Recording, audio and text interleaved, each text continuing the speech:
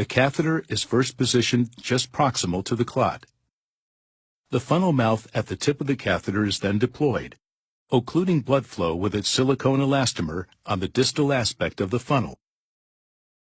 This results in the mouth of the funnel tip being maximally expanded in a radial fashion by the patient's own blood pressure, creating a seal against the arterial wall and arresting blood flow.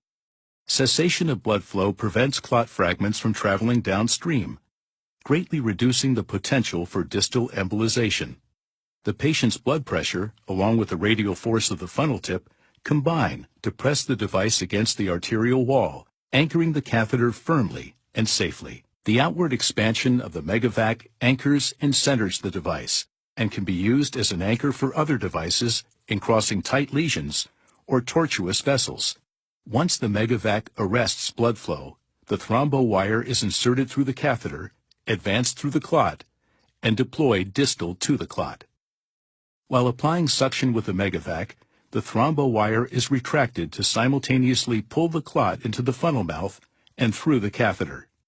After complete clot removal, suction is discontinued and the catheter tip is undeployed, restoring distal blood flow. Rapid removal of occlusive thrombus with vacuum extraction can accelerate door-to-balloon time and improve outcomes. 4-feature solution in one device: occlusion, protection, anchoring, and removal.